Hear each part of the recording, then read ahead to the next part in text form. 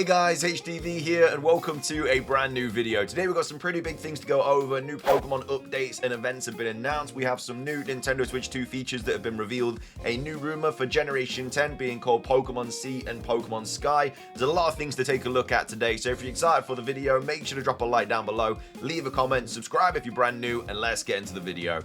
So, starting things off, we have a new Pokemon update to go over. The Fossil Museum is finally coming out of Japan, and it is going to be taking place in Chicago in 2026. So we've got HDvee here tweeting out saying, HDvee update, the Pokemon Fossil Museum will be making its first showcase outside of Japan at the Field Museum in Chicago in 2026, and it's specifically May 2026 on view at the Field Museum. So if you're not sure what the Pokemon Fossil kind of museum was, it's basically where they just took you on a tour really of all the different fossils, and they had like really cool lifelike sort of creations and stuff of these different fossils like Iridactyl and Tyrantrum and stuff like that. It looked like a really cool exhibit. Obviously it was only in Japan, but obviously now it's coming to more places. We've got this image as well. We've got HDvee here tweeting out saying, HDvee picture, new artwork has been released for the Pokemon Fossil Museum coming to Chicago on the 22nd of May 2026.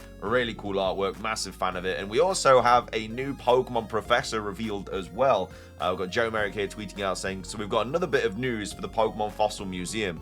So the Pokemon Professor who guides you around is to be called Pokemon Fossil in English. So they're not actually going to be named after a tree for once. It's going to be Pokemon Fossil, and we have a new professor technically in the Pokemon universe. We've got these other characters as well, which I assume are just his assistants. But yeah, Pokemon Fossil, or Professor Fossil, I say, is over here just chilling on the left of Pikachu. But anyway, if you're in Chicago in May 2026, I definitely advise going to take a look at this, because the exhibit itself just looks absolutely phenomenal. So you definitely won't regret it. And then we also have a quick update regarding Pokemon Cafe Remix as well. We've got HDvee here tweeting out saying, HDvee update, Pokemon Cafe Remix has announced that for the game's 5th anniversary on the 23rd of June, you'll be able to fully customize your cafe with items earned in-game. So this is pretty cool, because I assume this is a pretty big update for Pokemon Cafe Mix, being able to design your own sort of kind of customize your cafe and everything. Again,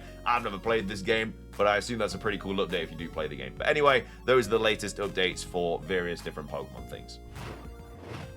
Moving on, we have a new feature to go over for the Nintendo Switch 2. We've got Game Rant here tweeting out saying Nintendo shares an interesting detail about the Nintendo Switch 2's new dock that prospective users should take note of when playing games. So this is a new feature, again, adapted for the Nintendo Switch 2. Sounds like it's a good feature. We're getting trickles of information every now and then, and this is another positive bit of information. But anyway, we've got Nintendo reveals new Switch 2 dock detail. So the Nintendo confirmed via the Nintendo Today app that the Nintendo Switch 2 dock fan will cool the system based on the dock's internal temperature rather than just the console itself. Nintendo also shared a video of the Nintendo Switch 2 dock from different angles to tell prospective buyers where all the ports are when setting up the system. So the Nintendo Switch 2's dock will have 2 USB ports on the front side, along with the USB-C port at the back for the power supply. We covered this recently, but again, this is kind of knowledge that we kind of knew anyway. But yeah, the updated HDMI port located on the back of the dock will allow the Nintendo Switch 2 to display games at up to 4K 60Hz resolution. An Ethernet port has been included in place of a third USB port to give users a way to directly connect to the internet via a wired connection. Wired connection is just always so much better than wireless. You're just going to have little to zero connection issues as long as you've got a stable internet anyway. But with Wi-Fi and wireless and stuff, you can always get a little bit iffy, but wired is definitely the way to go. By comparison, the original Switch dock allowed users to connect a USB to Ethernet adapter from third-party brands like TP-Link directly to the dock, which subsequently allowed an Ethernet cable to be plugged in. So while the docks of both Nintendo Switch systems have clear differences, Nintendo shared details about the Switch 2's dock for users to note down. So the company confirmed via the Nintendo Today app on iOS and Android that the Switch 2 dock will cool the system based on the dock's internal temperature. So the dock's fan will turn on at certain temperature thresholds, and fan speeds will be automatically adjusted until the system is sufficiently cooled. So it's not going to take into account the actual kind of temperature of the room, but the temperature of the console itself. So when the console realizes it's getting a little bit too hot, and obviously that's bad for the console, it cools itself down, it activates the fans, and then it does that until it's, you know, the system is sufficiently cooled down. The information was shared on the r/Nintendo Switch 2 subreddit by Reddit user OneAxieBoy. Although users pondered if the temperature would be based on the Switch 2 itself rather than the dock, other users pointed out that the Nintendo Switch 2 temperatures could increase due to displaying games at 4K while keeping the system simultaneously powered. However, it is unclear what temperatures will activate the fan on the Switch 2 dock. It's probably going to be when it just gets a little bit too hot. We've already seen this video. This was revealed a couple of days ago. But Nintendo also shared a short video of the Switch 2 dock from multiple angles, which was reposted by Twitter user Stealth. The video also included a demonstration of how to plug the included power and HDMI cables into the dock. Although the Switch 2 dock takes cues from the original Switch dock, the two feature different technologies, ergo the original Switch cannot work with the Switch 2 dock despite the initial similarities. And then although the Nintendo Switch 2 will include a dock and other necessary cables at launch, additional Switch 2 dock sets will cost $120. So yeah, pretty cool update about the Switch 2 dock, that it cools itself depending on the temperature, it activates the fans depending on the temperature, and it will just cool it down so it doesn't sound like you're a plane taking off from an airport, which is always very, very accepted. But anyway, that's one of the latest Nintendo Switch 2 updates. Moving on, we have a new Generation 10 rumor to cover today. This was posted on 4chan. This was on the 11th of May. It's titled Gen X, posted by Mifale Miyamoto. And it's titled Pokemon Sky and Pokemon Sea. Again, pretty cool names for these games. I still really like Wind and Waves, but something to do with the sky and the ocean is kind of the way people are going, especially because we know that there's going to be an archipelago of islands, there's going to be a lot of water involved, there's going to be a lot of traveling involved. Best ways to travel are obviously through the sky and obviously on water, so we'd expect it to be the names to be similar to something to do with sky and sea, or like say Wind and Waves or ocean and cloud or whatever. Anyway though, this was posted on 4chan, so take it with a massive grain of salt as always. Probably gonna be fake, but we never know. But anyway, let's take a look at it. So Pokemon Sky and Pokemon Sea, it's going to be in the Pharos region. That's going to be the name. Again, we know the code name of this, which is Gaia, but that's not going to be the region name. That's just the code name.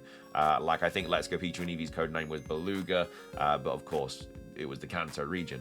Anyway, it goes on to say the legendary Pokemon are two powerful horses, winged and with fish scales respectively. So one of the horses is going to have wings, so I assume that's going to be like a Pegasus sort of unicorn situation, and then the other horse is going to have fish scales, so it'd be able to like dive underwater and I guess breathe underwater or whatever. But yeah, it makes sense that the Pokemon are related to the sky and the ocean. It says the starter Pokemon are a grass fighting werewolf, a fire dark Minotaur, and a water psychic type dolphin with a bubble in the head. So it's going to have a bubble on its head for the dolphin.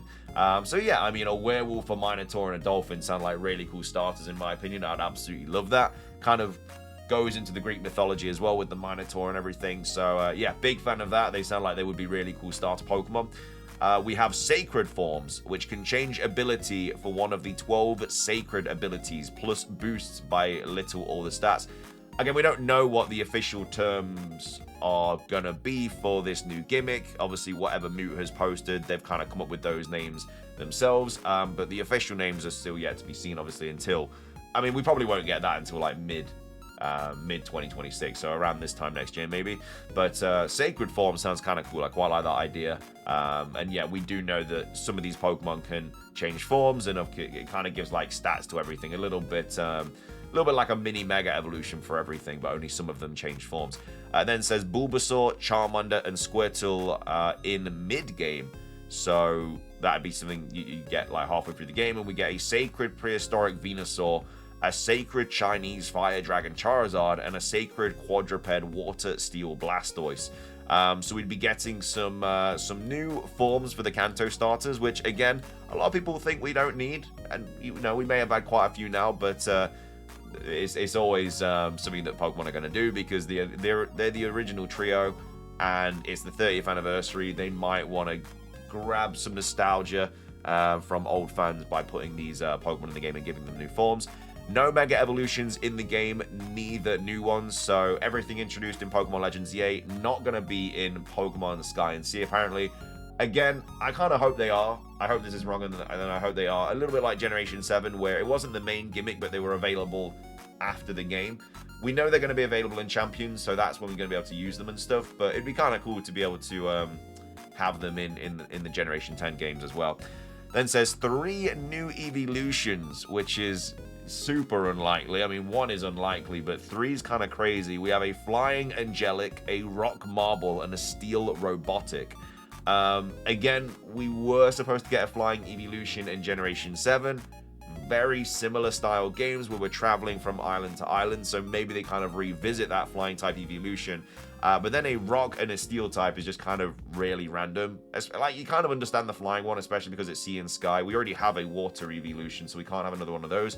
So maybe just 1 flying type evolution would be enough. I obviously hope that happens, but again, we'll have to wait and see. The first route is going to have a normal type goat, a fairy flying nightingale, and a bug ant, and a bug poison mosquito. We're also going to get a Lapras evolution, which is going to be water and dragon. There's going to be a regional seal, which is going to be water fire, so I assume Dugong's going to get that as well. And then it says you can ride different Pokemon, but not all of them. So rideable Pokemon, I definitely expect to see in this game, especially with all the traveling we're going to be doing, going from island to island. But we're going to be island hopping, basically. So we're going to need at least fast travel, but it'd be cool to have sort of a rideable Pokemon as well, especially because we think diving might also be in this game as well from that leaked Generation 10 image. It then goes on to say there are times when the waves and winds are wild, affecting the game. So something happens, I assume, in Pokemon Sky, the wind affects the game. If you're in Pokemon Sea, then the ocean affects the game. I don't know to what extent, obviously, but it'll be interesting how that kind of plays a role in this game. And then they also say 7.8 too much water and 8.7 for cloud experience. So obviously that's a little bit of a joke about what. I don't even know who it was that made that that remark about auras, but yeah, it's been a bit of a meme since then. But all in all, it's a pretty cool rumor. I like the starter options. The legendaries sound cool. I'm a fan of the Generation 1 starters getting another form. I know a lot of people don't like it, but I like it. 3 new evolutions as well. I'm not going to say no to that. I think that's super unlikely, but I'm down for it. And then we have some pretty cool new Pokemon as well, like the goat and the ant.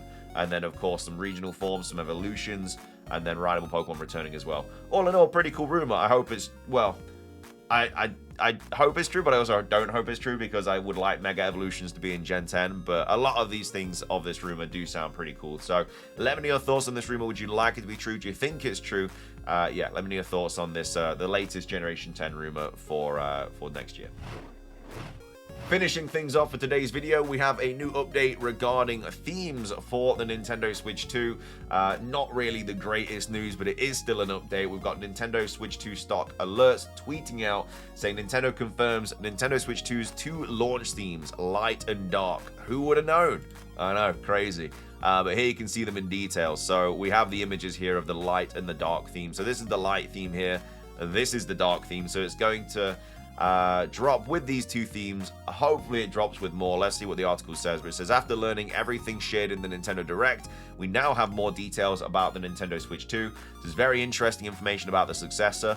We've already updated the website and all the games announced for the console, and you know there's been some controversy over the price increases.